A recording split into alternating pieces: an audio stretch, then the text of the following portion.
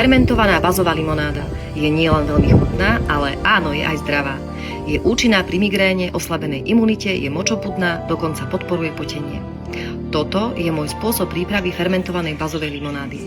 Bazu zbierame za slnečného dňa. Kvety položíme na hodinku na papier, aby vyšli chrobáčiky. Odrežeme stopky kvetov priamo nad nádobou, aby sa nestratil peľ. Naplníme pohár do 1/3 výšky nádoby, približne 8 veľkých bazových kvetov.